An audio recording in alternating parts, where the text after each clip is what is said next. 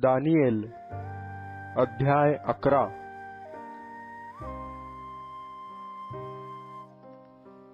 दार्यावेश मेदी याच्या कारकिर्दीच्या पहिल्या वर्षी त्याची मजबूती करण्यास व त्यास शक्ती देण्यास मी उभा राहिलो।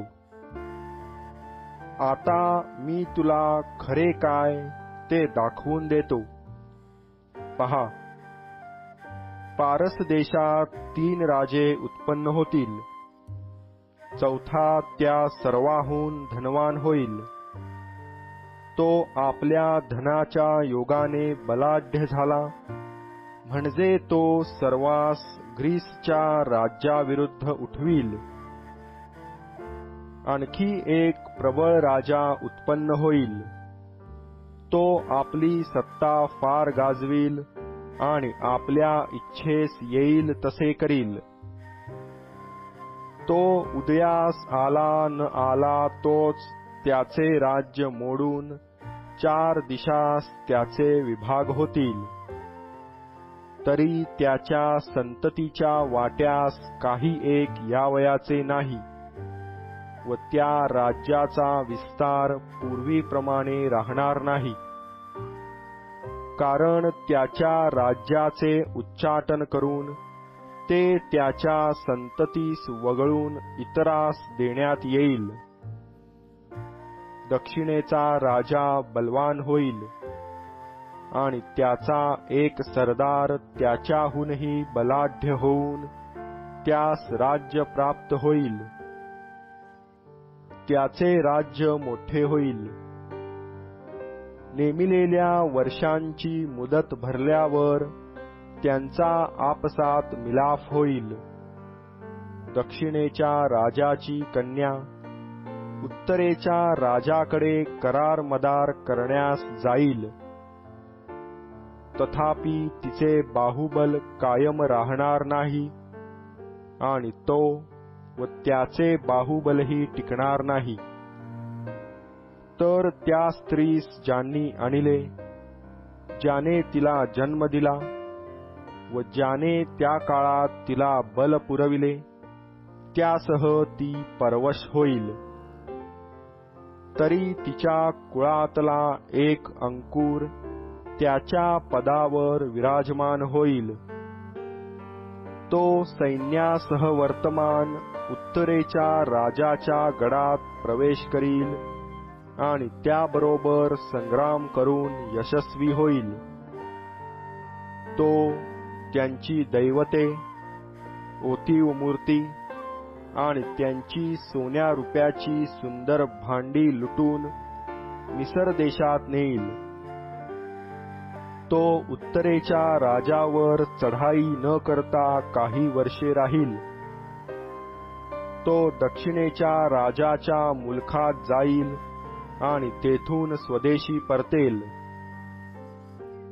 तरी त्याचे पुत्र लढाई करीतील, मोठे लष्कर जमा करीतील।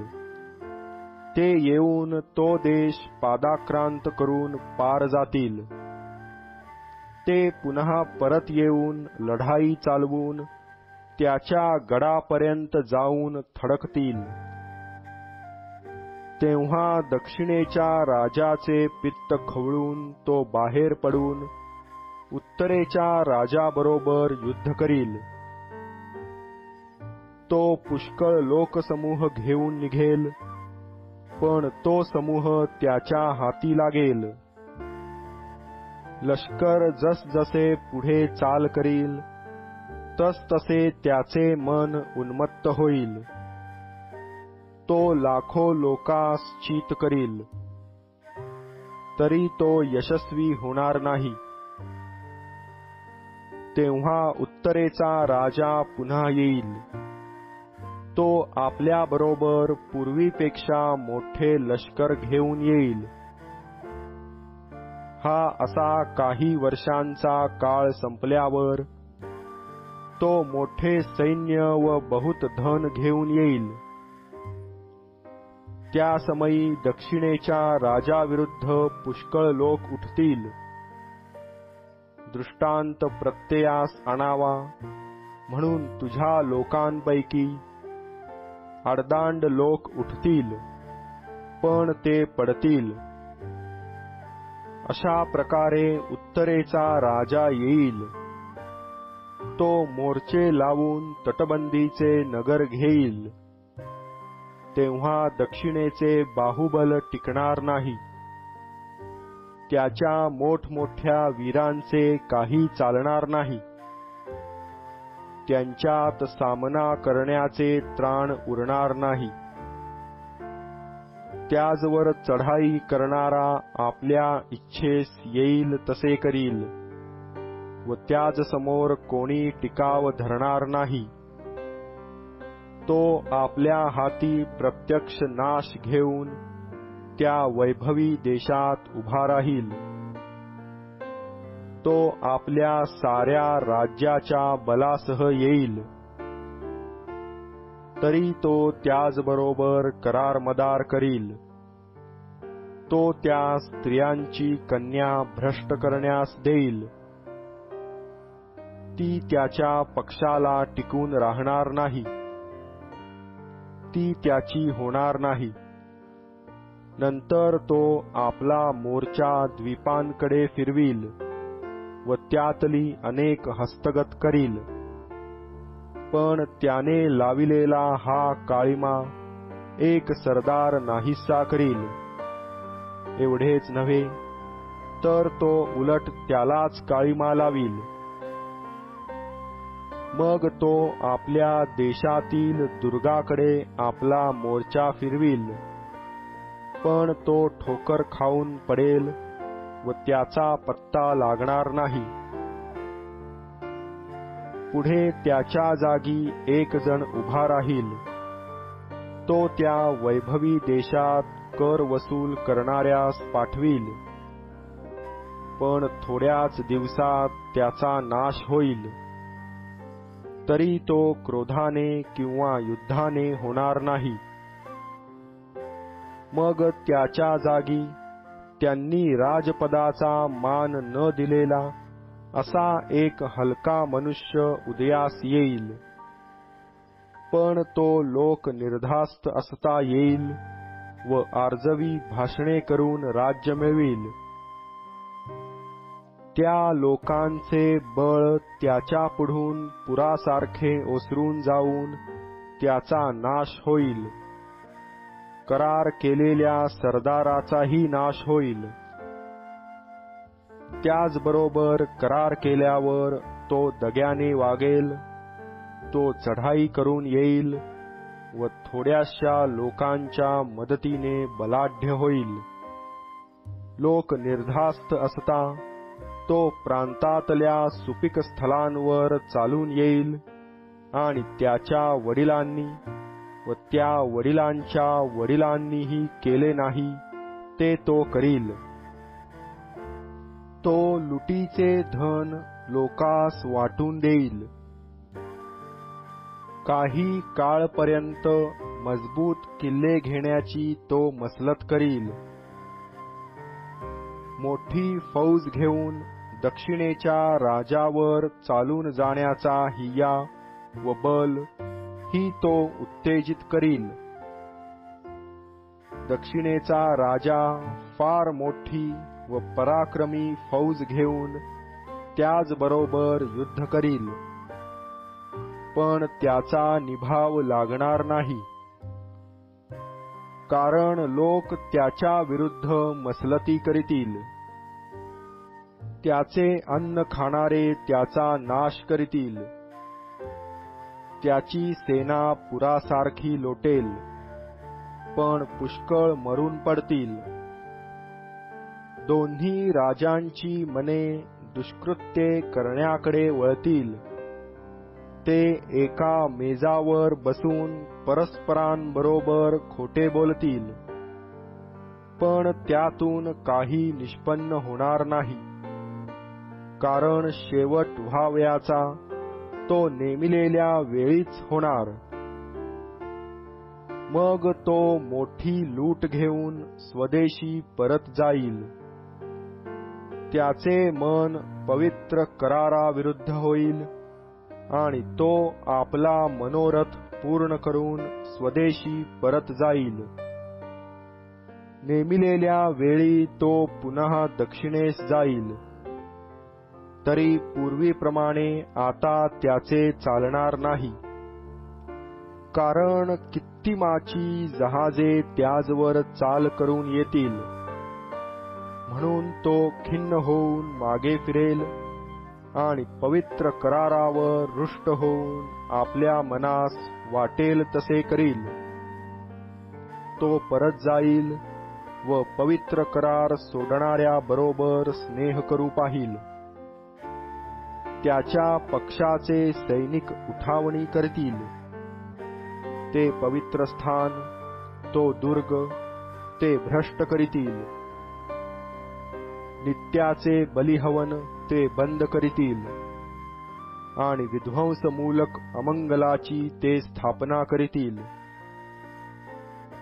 जे करारा संबंधाने दुष्ट वर्तन करीतात त्यास तो फूस लावून भ्रष्ट करील. पण जे लोक आपल्या देवास ओळखितात ते बलवान होऊन थोर कृत्ये करीतील. लोकातले जे सुज्ञ पुरुष ते पुष्कळास बोध करीतील. परंतु ते बरेच दिवस तरवार, अग्नी, बंदिवास व लुटालूट यांनी संकटात पडतील. ते असे संकटात पडतील तेव्हा त्यास थोडी बहुत मदत होईल. पण पुष्कळ लोक त्याचबरोबर गोड बोलून त्यांना मिळतील. सुज्ञ पुरुषांपैकी कोणी संकटात पडतील ते अशासाठी की त्यांनी कसोटीस लागून अंतसमयासाठी शुद्ध व शुभ्र व्हावे. कारण नेमिलेला अंतसमय प्राप्त होण्यास अद्यापि अवधी आहे. तो राजा मनास येईल तसे वर्तेल. तो उन्मत्त होईल. सर्व दैवताहून तो आपणास श्रेष्ठ समजेल आणि देवाधिदेवाविरुद्ध विलक्षण उद्धटपणाच्या गोष्टी बोलेल. कोपाची पूर्णता होईपर्यंत त्याची चलती राहील. जे नेमिले आहे ते घडेलच. तो आपल्या पूर्वजांच्या दैवतांची, स्त्रियांच्या प्रेमाची किंवा कोणाही दैवताची पर्वा करणार नाही. कारण तो आपणास सर्वाहून श्रेष्ठ समजेल. आपल्या स्थानी राहून तो दुर्गदैवतास पूज्य मानील. जे दैवत त्याच्या पूर्वजास माहीत नव्हते त्याची तो सोने, रुपे, जवाहीर व मनोरम वस्तू यांनी पूजा करील. एका परकीय दैवताच्या सहाय्याने तो मोठे मजबूत गड लढेल. जे कोणी त्याला मानितील त्यांना तो वैभवास चढवील. त्यास पुष्कळ लोकांवर सत्ता देईल व मोल देऊन जमीन वाटून देईल. अंतसमयी दक्षिणेचा राजा त्याला टक्कर देईल. उत्तरेचा राजा रथ, स्वार व पुष्कळ तारवे घेऊन वावटळीसारखा त्याजवर येईल. तो अनेक देशात शिरेल व त्यास पादाक्रांत करून पार निघून जाईल. तो वैभवी देशातही शिरेल. पुष्कळ देश पादाक्रांत होतील. पण अदोम, मोवाब व अम्मोन येथील निवडक लोक हे त्याच्या हातातून सुटतील. अशा प्रकारे त्या देशांवर तो आपला हात चालवील. मिसर देशही त्याच्या हातून सुटणार नाही. तो मिसर देशातील सोन्या रुपयाचे निधी व सर्व मौल्यवान वस्तू कब्जात घेईल. लुबी व कुशी हेही त्याच्या मागून चालतील. पण पूर्वेकडल्या व उत्तरेकडल्या बातम्यांनी तो चिंताक्रांत होईल. तेव्हा मोठ्या संतापाने पुष्कळांचा नाश व उच्छेद करण्यास तो निघून जाईल. समुद्राच्या व शोभिवंत पवित्र पर्वतांच्या दरम्यान तो आपले दरबारी तंबू ठोकील. पण त्याचा अंत येईल, कोणी त्यास सहाय्य करणार नाही.